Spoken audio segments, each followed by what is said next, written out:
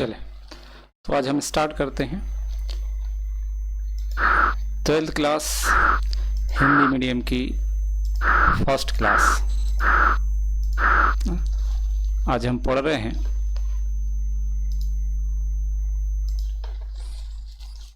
आज हमारी first class है, ये फर्स्ट क्लास है आपकी और 12th क्लास की है हिंदी मीडियम।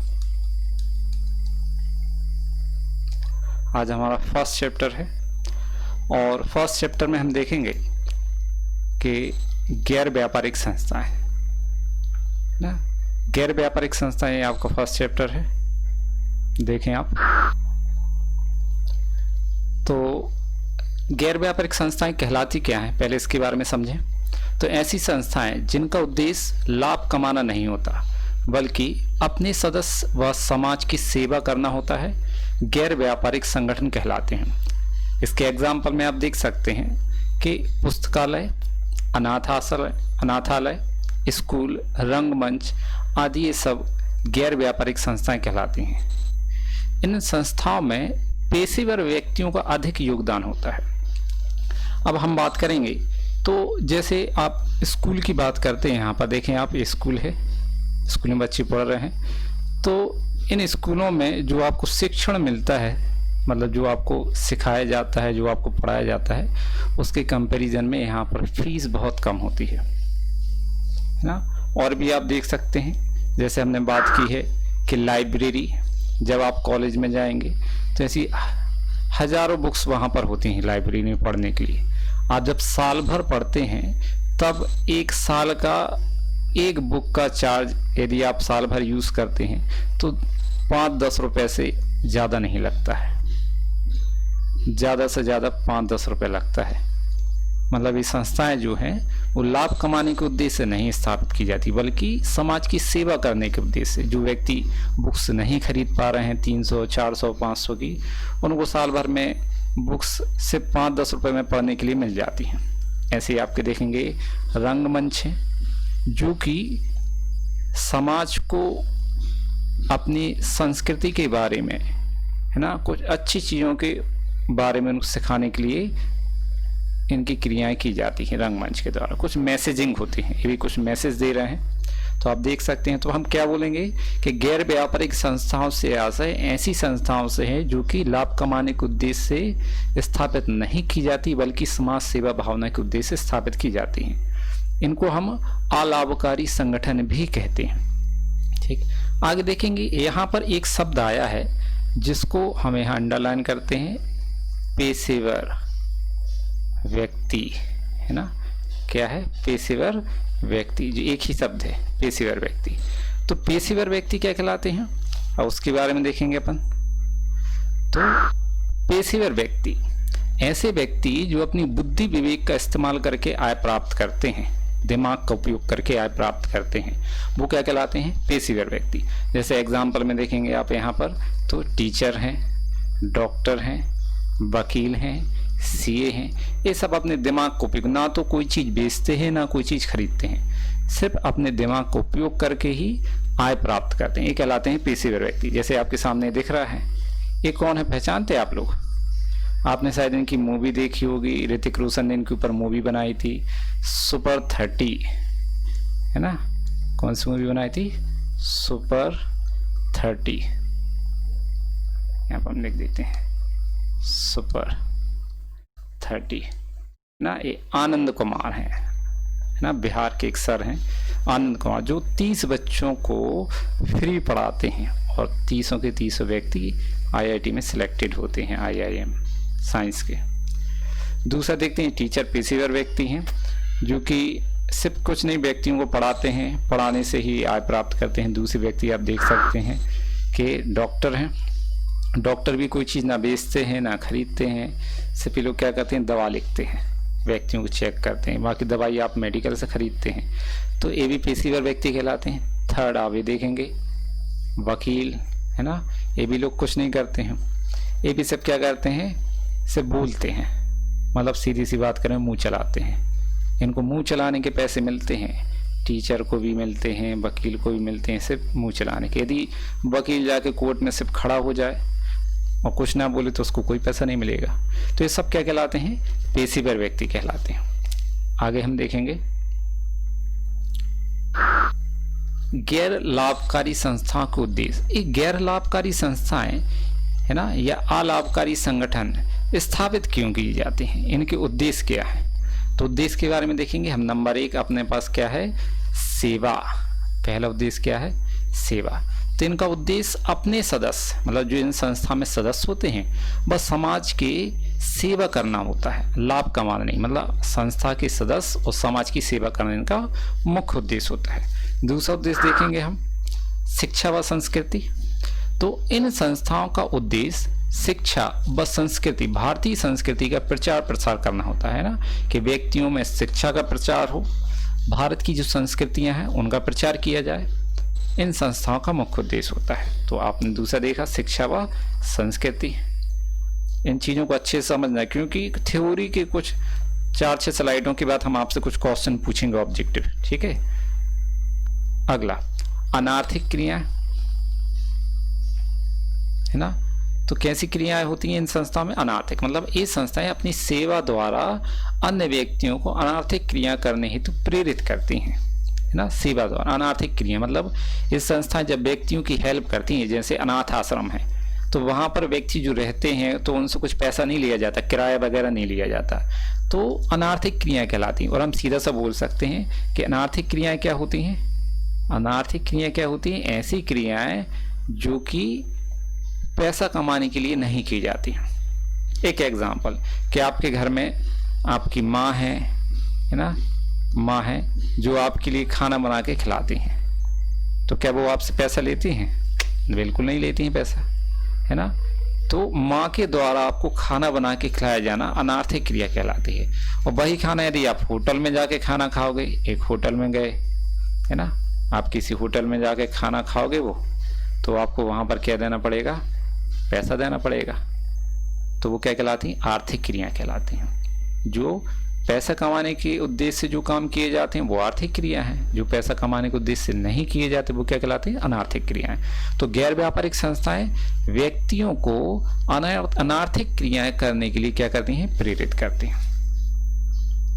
अगला नेक्स्ट, तो अब देखेंगे हम गैर व्यापारिक या अलाभकारी संस्थाओं को आय व्यय की मदें। थोड़ा सा यहाँ पर मिस्टेक हो गई लिखने में, यहाँ देखें है ना, टाइपिंग मिस्टेक है। आय व्यय है, यहाँ पर अपन क्या लिखेंगे? व्यय, आय व्यय, ठीक है। तो आय की मदें सबसे पहले क्या देखते हैं? आय की मदें। तो नंबर 1 प्रवेश शुल्क। प्रवेश शुल्क क्या है? तो जैसे आप स्कूल में एडमिशन लेते हैं, कोचिंग में एडमिशन लेते हैं, तो जो आपको एडमिशन फीस देना होती है वो कहलाती है प्रवेश शुल्क। तो इन संस्था में जो सदस्य प्रवेश लेते हैं, सदस्य बनते हैं, उनको प्रवेश शुल्क देना होता है, एडमिशन फीस तरीके की। दान, इनको कुछ व्यक्ति, हम आप कोई भी व्यक्ति जो दान करते हैं, सरकार वो दान मिलते हैं इनके लिए, जो इनकी आय के स्रोत हैं, कहाँ कहाँ से इनको पैसा मिलता है। तो प्रवेश शुल्क, जब व्यक्ति वहाँ पर प्रवेश लेता है संस्था में तब उनको शुल्क देना होता है, ठीक। और दान जो सरकार से, व्यक्तियों से इनको मिलते हैं। फिर क्या है अगला? चंदा, ठीक। चंदा क्या होता है कि जैसे आप देखते हैं कि अपन गणेश जी के समय पर है ना, और नौ दुर्गों पर व्यक्तियों से जो चंदा मांगा जाता है साल में 1 बार 2 बार, वो इसी तरीके के यहाँ पर भी किसी कार्य के उद्देश्य के लिए कुछ चंदा लिया जाता है ना, वो चंदा कहलाता है, जो किसी विशेष पर्पस के लिए लिया जाए। सदस्यता शुल्क, जो यहाँ पर सदस्य बन गए वो मासिक मतलब हर माह, ऐसा भी हो सकता है कि प्रत्येक माह, हर माह, ठीक है, हर महीने या 3 माह में, ठीक, 3 महीने में, 6 माह में, या फिर वार्षिक, क्या कर सकते हैं? वार्षिक। तो इनके सदस्यों द्वारा हर महीने, 3 महीने में या 6 महीने में या वार्षिक जो पैसा इन संस्थाओं को दिया जाता है वो कहलाता है सदस्यता शुल्क, ठीक है। अगला सहायता। तो सहायता सरकार द्वारा इन संस्थाओं को संचालित करने के लिए कुछ हेल्प की जाती है, कुछ पैसा दिया जाता है, वो कहलाती है सब्सिडी या सहायता। ठीक है। विनियोग, इन संस्थाओं के पास जो पैसा आया, जैसे मान लेते हैं 1 लाख रुपए पैसा आया, 1 लाख रुपए इनके पास आए, 1 लाख रुपए, इनने इस पैसे को उठा के कहाँ जमा कर दिया? बैंक में। मान लेते थोड़ी देर के लिए, कहाँ? बैंक में। तो बैंक से जो उनकी 1 साल में मान लेते हैं 2000 रुपये ब्याज मिला, तो वो कहलाएगी इनकी क्या? विनियोग से आय या अन्न आय। या फिर विनियोग क्या होते हैं वास्तव में? आपने 11th क्लास में पढ़ा होगा कि आय कमाने के उद्देश्य से आय, ब्याज, किराया या लाभांश प्राप्त करने के उद्देश्य से कहीं दूसरी जगह लगाया गया पैसा विनियोग कहलाता है। ठीक है। तो ये इनकी क्या थी? आय की मदें। आगे देखते हैं अपन आय की मदों के बाद अन्न आय। ना पता हो कि वो आय कहाँ, पैसा कहाँ से प्राप्त हुआ, लेकिन संस्था को मिला हुआ है, तो उसको हम क्या बोलेंगे? अन्न आय। ठीक। आपकी संस्था के बाहर कोई एक अटैची भर के पैसा छोड़ गया, भाई वो भी अन्न आय है। ऐसा हो जाए तो अच्छी बात है। आगे अब हम देखेंगे व्यय की मदें। यहाँ पर जी राइट हैंड साइड आपकी व्यय की मदद। तो व्यय की मदद भाई, संस्था जिस मकान में चलाई जा रही है, यदि उस स्वयं का नहीं है तो किराया देना पड़ेगा, तो खर्चे आपका व्यय है। वेतन, संस्था में जो कर्मचारी लगे हुए हैं, काम कर रहे हैं, उनको वेतन देना पड़ेगा।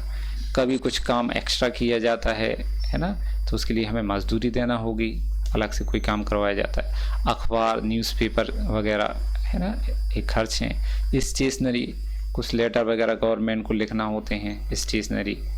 खेल कूद, इस संस्था समाज सेवा करती हैं, बच्चों के लिए भी काम करती हैं, खेल कूद के व्यय खर्च इनके। मरम्मत वगैरह मकान की या किसी और चीज़ की, या अन्य कोई व्यय है ना, ये सब क्या कहलाते हैं? इन संस्थाओं की व्यय की मदें हैं। तो आपको ये चीज़ें ध्यान रखना है ना। आय की मदें जी, आय की मदें और व्यय की मदें दोनों बहुत महत्वपूर्ण, इन्हीं से सवाल आपके होने वाले हैं आगे चल के। तो आय की मदें और व्यय की मदें आपको ध्यान में रखना है, क्योंकि थ्योरी में भी लिखने के लिए आती हैं कि गैर व्यापारिक संस्थाओं की किन्हीं 5 आय और व्यय की मदें लिखी है। ठीक है। आगे देखेंगे अपन। अब बात करते हैं रोकड़ पद्धति। तो गैर व्यापारिक संस्थाएं जो हैं, यहाँ पर हम ऊपर देखते हैं हेडिंग डाली आपके पास क्या है? रोकड़ पद्धति। तो गैर व्यापारिक संस्थाएं किस पद्धति का प्रयोग करती हैं? रोकड़ पद्धति का प्रयोग करती हैं, है ना। रोकड़ पद्धति क्या कहलाती है? मतलब ऐसी व्यक्ति या ऐसी संस्था इनका उपयोग करती है जहां पर उधार लेन देन नहीं होते, ज़्यादातर नगद ही लेन देन होती। जैसे आपने अभी देखा, डॉक्टर हैं, वकील हैं ना, टीचर हैं, या आप डॉक्टर के पास जाते हैं तो क्या किराने की दुकान जैसे हर महीने पैसे देते हैं क्या आप? नहीं। आप जब भी डॉक्टर के पास जाते हैं तब आपको पैसा देना होता है। तो डॉक्टरों के यहाँ, टीचरों के यहाँ, वकीलों के यहाँ उधारी लेन देन नहीं होते हैं। ऐसी गैर व्यापारिक संस्थाओं में उधार कोई लेन देन नहीं होता है, इसलिए यहाँ पर कौन सी पद्धति का प्रयोग किया जाता है? रोकड़ पद्धति। ये आपको ध्यान रखना है कि गैर व्यापारिक संस्थाओं में रोकड़ पद्धति का प्रयोग किया जाता है। अब गैर व्यापारिक संस्थाओं में संस्था से खोले जाने वाले खाते है ना, तो यहाँ पर देखेंगे नंबर 1, कौन कौन से खाते हम इन गैर व्यापारिक संस्था में खोलते हैं। तो नंबर 1, सबसे पहले प्राप्ति भुगतान खाता। ये प्राप्ति भुगतान क्या है, इसके बारे में हम अभी थोड़ी देर बाद समझेंगे। तो 3 खाते खोले जाते हैं, एक्चुअल में खाते तो 2 हैं, एक आपका चिट्ठा होता है। तो पहला क्या आएगा आपका? प्राप्ति भुगतान खाता खोला जाएगा। दूसरा आपका आएगा आय व्यय खाता। दूसरा खाता कौन सा खोला जाता है? आय व्यय। और तीसरा खाता नहीं, ये विवरण पत्र कहलाता है ना, जिसको हम बोलते हैं चिट्ठा, जो आपने 11वीं में बनाया हुआ है, चिट्ठा बनाया जाता है। तो 3 चीज़ें बनाई जाती हैं। तो सबसे पहले आज जो हम सीखेंगे, आज हम इसके बारे में सीखेंगे, प्राप्ति भुगतान खाते के बारे में, नंबर 1 है ना। फिर नंबर 2 हम इसके बारे में सीखेंगे अगली क्लास में, ठीक। और नंबर 3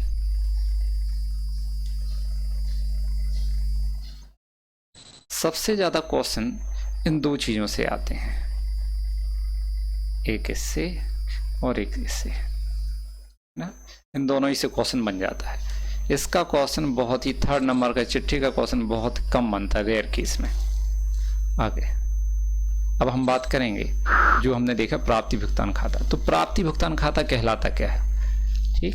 तो प्राप्ति भुगतान के खाते के बारे में हम समझेंगे सबसे पहले। तो प्राप्ति भुगतान खाता, अब थोड़ा सा पेन का हम कलर चेंज कर लेते हैं। प्राप्ति भुगतान खाता देखें आप यहाँ पर,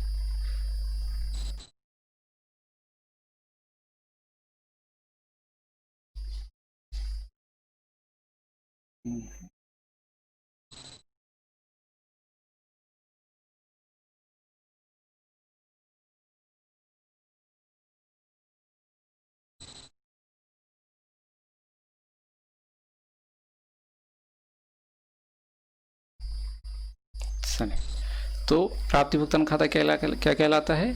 गैर व्यापारिक संस्थाओं द्वारा निश्चित अवधि के पश्चात रोकड़ पुस्तक की सहायता से, रोकड़ पुस्तक क्या है जो आपने 11th क्लास में बनाई है, रोकड़ पुस्तक, साधारण रोकड़ पुस्तक, दो खाने वाली रोकड़ पुस्तक, 3 खाने वाली रोकड़ पुस्तक, वही है ना।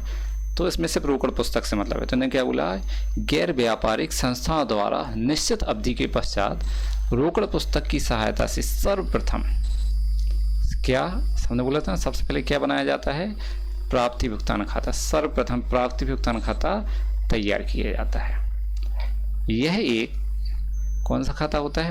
वास्तविक प्रकृति का खाता होता है, मतलब वास्तविक खाता है, क्योंकि रोकड़ कौन सा खाता होता है? वास्तविक। आती है तो डेबिट, जाती है तो क्रेडिट। तो इसके डेबिट पक्ष में है ना, डेबिट पक्ष में हम समस्त प्राप्तियां, मतलब जितना भी पैसा संस्था को प्राप्त हुआ है वो सब हम कहाँ लिखते हैं? Debit side. डेबिट कहाँ होता है? Left hand side. एवं क्रेडिट पक्ष में जमा पक्ष, क्रेडिट पक्ष मतलब जमा पक्ष, क्रेडिट पक्ष में समस्त भुगतान लिखे जाते हैं। जितने भी भुगतान है वो सब कहाँ लिखे जाएंगे? क्रेडिट पक्ष में, चाहे वह किसी भी वर्ष से संबंधित क्यों ना हो, चाहे वह किसी भी वर्ष से संबंधित क्यों ना हो। जितनी भी प्राप्ति है वो सब डेबिट पक्ष में लिखे जाएंगे, जितने भी भुगतान है वो सब क्रेडिट पक्ष में लिखे जाएंगे। अब इस बात का मतलब चाहे वह किसी वर्ष से संबंधित, मतलब संबंधित का मतलब है कि आज 2000 सन कौन सा चल रहा है? 20, ठीक है, 2020 चल रहा है और हमें जो पैसा मिला है वो मिला है 2015 का, ठीक है, 2015 का। तो हम तो पैसा उसको कहाँ लिख देंगे? प्राप्ति पक्ष में। हम ये नहीं देखेंगे कि वो 2015 का मिला या 2018 का। आज मिला तो हम उसको कहाँ लिखेंगे? प्राप्ति पक्ष में। कभी कभी मिले, मतलब हम इसको किस पर ध्यान नहीं देते हैं कि वो किस वर्ष से संबंधित है, सिर्फ ये प्राप्ति भुगतान में। फिर अगला है, यह खाता प्रारंभिक रोकड़ शेष से प्रारंभ होता है, मतलब इसके डेबिट पक्ष में सबसे पहले हम रोकड़ का, उस वर्ष का प्रारंभिक शेष लिखते कि आज की तारीख में हमारे पास 1 तारीख को, मतलब 1 अप्रैल को या 1 जनवरी को, 1 फरवरी को कितना पैसा है हाथ में। तो प्रारंभिक रोकड़ शेष से प्रारंभ होता है और अंतिम रोकड़ है ना, अंतिम रोकड़ शेष या बैंक शेष छोड़ते हुए ये क्या हो जाता है? बंद हो जाता है, ठीक है। तो ये आपका प्राप्ति भुगतान खाता सिंपल है बिल्कुल। जैसे रोकड़ खाता हम तैयार करते हैं, डेबिट में जितना भी पैसा आता है तो कहाँ लिखते हैं? डेबिट में, और जितना भी पैसा आता है तो वो कहाँ लिखते हैं? क्रेडिट में। जाता है तो कहाँ लिखते हैं? क्रेडिट में। बस आपको याद होना चाहिए कि प्राप्ति भुगतान में आय की मदें कौन सी हैं और भुगतान की मदें कौन सी हैं। आगे अब देखेंगे आगे अपन कि आपको जो हमने अभी तक पढ़ाया है, जितनी भी स्लाइड आपको थ्योरी के बारे में बताए हैं, उन थ्योरी से कुछ क्वेश्चन बनते हैं, है ना। तो उसमें आपको बताना है थ्योरी के क्वेश्चन में ऑब्जेक्टिव आप टिक लगाएंगे। तो सबसे पहले क्या लिखा हुआ है आप देखें यहाँ पर। पहला क्वेश्चन क्या है? पहला क्वेश्चन के ऊपर ए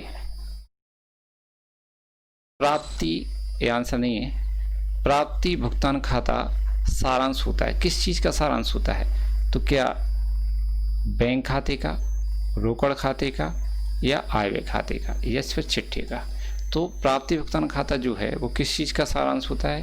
अभी अपन ने देखा था कि रोकड़ खाते का सारांश होता है। तो आंसर कौन सा सही है? सेकंड। दूसरा, गैर व्यापारिक संस्था का मुख्य उद्देश्य क्या होता है? तो अभी मैंने बताया था सबसे पहली स्लाइड में गैर व्यापारिक संस्थाओं का उद्देश्य। तो यहाँ पर देखेंगे गैर व्यापारिक संस्था के बारे में क्या है, क्या समाज सेवा करना है या फिर लाभ कमाना है, लाभ कमाना, या फिर दोनों, समाज सेवा भी करना, लाभ कमाना, दोनों हो सकते हैं, या इनमें से कुछ नहीं। तो इनमें से क्या है, गैर व्यापारिक संस्थाओं का उद्देश्य आपको मैंने बताया था अभी, क्या है, समाज सेवा करना, लाभ कमाना नहीं होता इनका उद्देश्य, सिर्फ समाज सेवा करना होता है, लाभ कमाने के उद्देश्य स्थापित नहीं की जाती।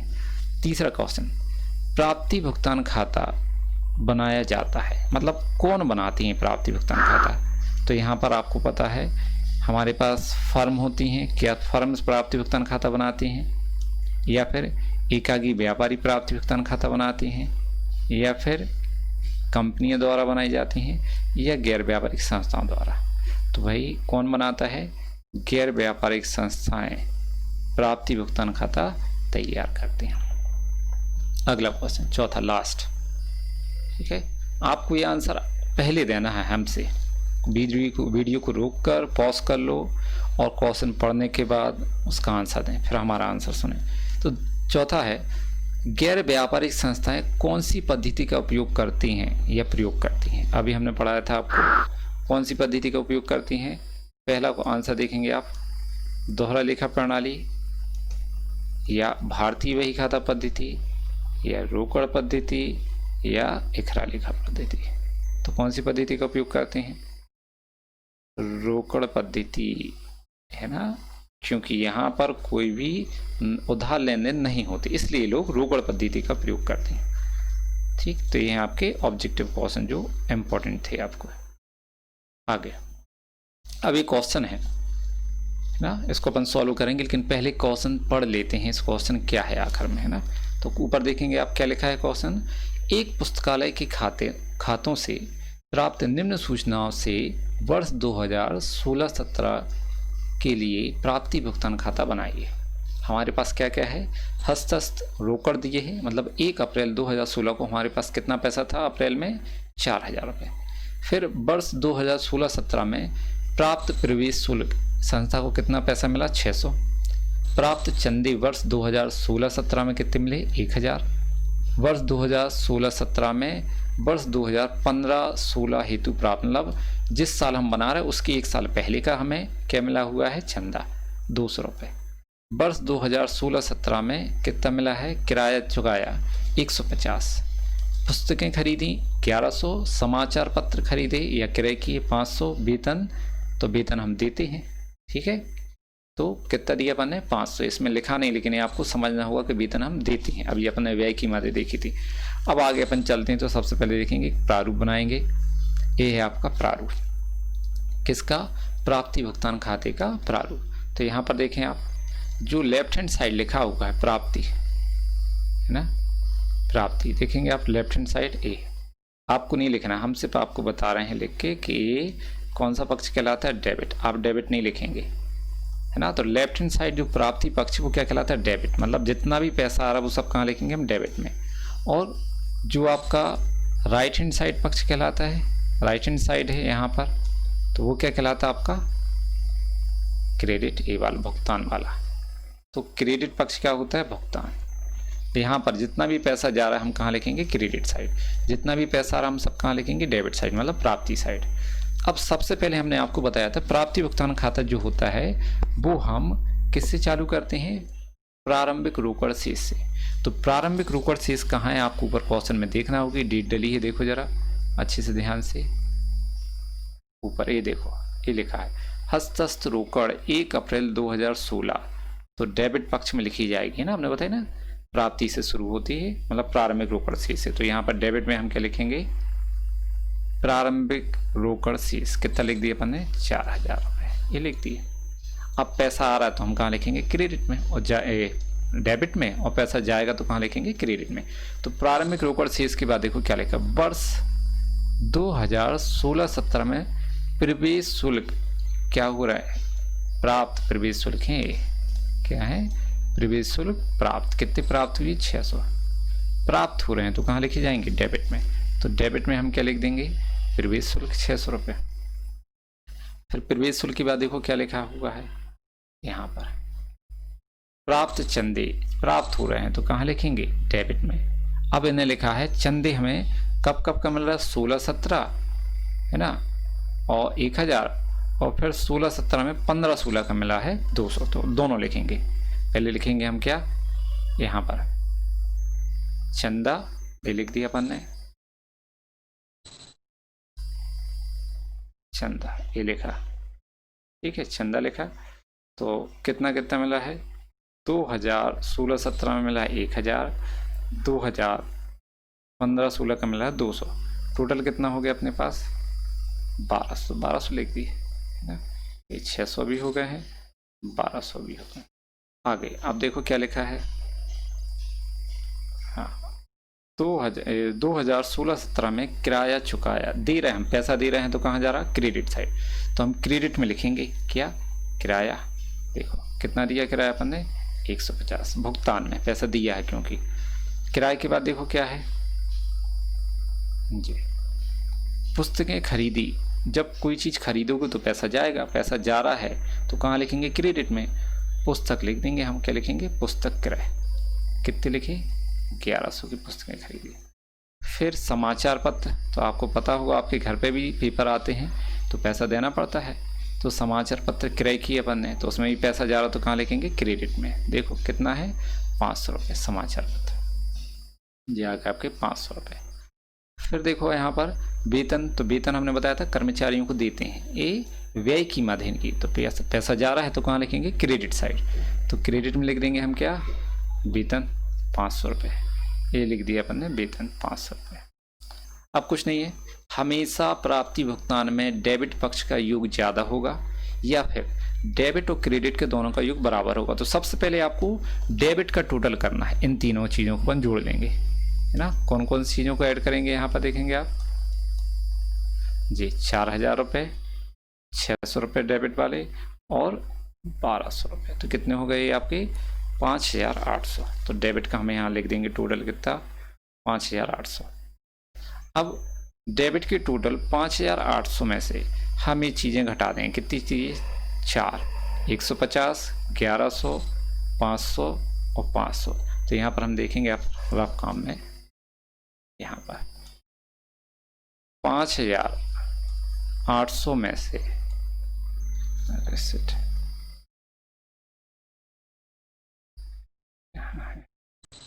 5800 में से हम माइनस कर देंगे कितने, क्रेडिट का टोटल भुगतान पक्ष कितना आ रहा है, 1000, 2000, 2250। कितना माइनस करेंगे, 2250, ये माइनस कर देंगे अपन, 2250।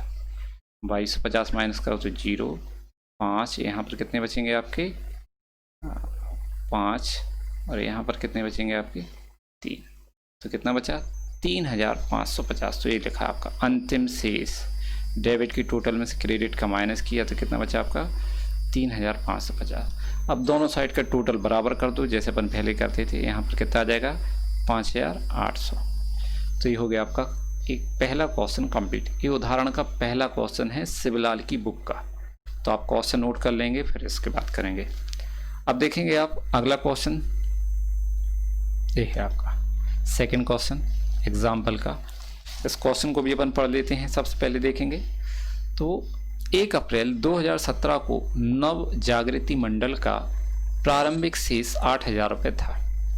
31 मार्च 2018 को समाप्त होने वाली वर्ष में निम्न व्यवहार हुए, है ना। इस संस्था में क्या क्या व्यवहार हुए वो बता रहे। तो चालू वर्ष का चंदा प्राप्त कितना है, 35,000। आगामी वर्ष का चंदा प्राप्त कितना है, 1000। आजीवन सदस्यता शुल्क कितनी है, 6000। विनियोग किराया कितना है, 25,000। उपस्कर खरीदा 3000। खेल का सामान खरीदा 3000। सामान्य व्यय 5500। आदित्य व्यय 300। उपस्कर पर ह्रास 10%।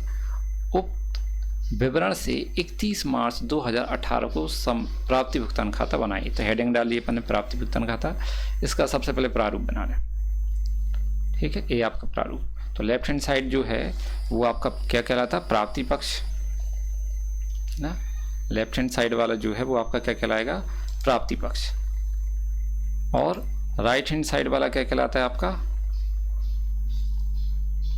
भुगतान पक्ष। तो सबसे पहले हम कहाँ लिखेंगे, प्राप्ति पक्ष में प्रारंभिक शेष अब प्रारंभिक शेष कितना ऊपर देखो दिया था, ये दिया आपके पास 8,000 रुपये।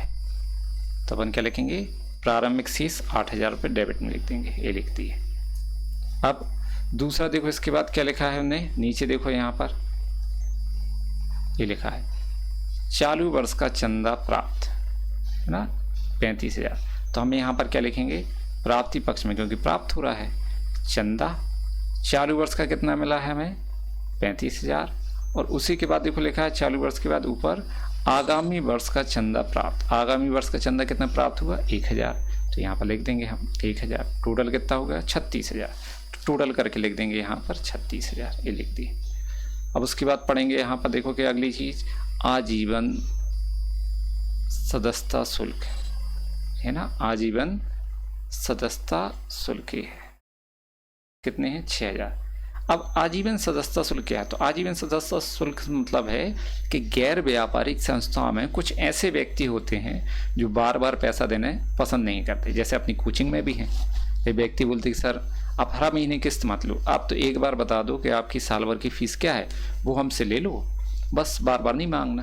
तो ऐसे ही इन संस्थाओं में कुछ सदस्य ऐसे होते हैं जो एक बार पैसा दे देते हैं, बस जिंदगी भर के लिए फुर्सत, कोई भी पैसा देने के लिए वो नहीं तैयार होते, मतलब एक बार वो पैसा भर देते हैं। तो उसको क्या बोलते हैं आजीवन सदस्यता शुल्क, मतलब उनके जीवन में अब दोबारा पैसा नहीं मांगा जाएगा उनसे, तो वो कहलाता है आजीवन सदस्यता शुल्क। और वो कहाँ प्राप्ति में लिखेंगे, क्योंकि प्राप्त हो रहा है, तो यहाँ पर हम प्राप्ति में लिख देंगे, कितने लिखेंगे 6,000 रुपये, तो ये लिख दिए हम। फिर देखो आजीवन सदस्यता शुल्क के बाद क्या लिखा है, विनियोग किया। विनियोग किया मतलब हमने पैसा कहीं दूसरी जगह लगाया है आय प्राप्त करने के उद्देश्य से, तो विनियोग किया मतलब पैसा लगाया तो पैसा जा रहा है, तो कहाँ लिखेंगे क्रेडिट में, भुगतान पक्ष में। तो यहाँ भुगतान पक्ष में देखो ये लिख दिया अपन ने विनियोग, विनियोग कितना, तो यहाँ लिख देंगे आपका 25,000 रुपये। विनियोग के बाद क्या है उपस्कर खरीदा। उपस्कर मतलब क्या होता है फर्नीचर, हिंदी में बोलते हैं उपस्कर, इंग्लिश में बोलते हैं फर्नीचर। तो फर्नीचर खरीदा मतलब पैसा जा रहा है, तो कहाँ लिखेंगे क्रेडिट में, तो क्रेडिट में लिख देंगे हम इसके लिए ये क्रेडिट साइड लिख देंगे। फर्नीचर किराया कितने का खरीदा है 3,000 का, तो 3,000 रुपये। फिर फर्नीचर के बाद खेल सामान खरीदा, यहाँ पर खेल सामान खरीदा, कितने का खरीदा है 3,000, ये भी पैसा जा रहा है, तो कहाँ लिखेंगे भुगतान पक्ष में लिखिए खेल सामग्री, ये आ गया आप यहाँ पर जी है खेल सामग्री, ठीक। यहाँ पर कितना लिख देंगे अपन 3,000 रुपये की खेल सामग्री खरीदी। फिर देखो उसके बाद ऊपर सामान्य व्यय खर्चे हैं, पैसा दिए हैं कुछ अन्य खर्चों की सामान्य व्यय, तो ये भी कहाँ लिखेंगे हम भुगतान में, सामान्य व्यय कितना 5,500। अब इसके बाद देखो क्या है जी इम्पोर्टेंट आदत व्यय, है ना, मूल्यह्रास,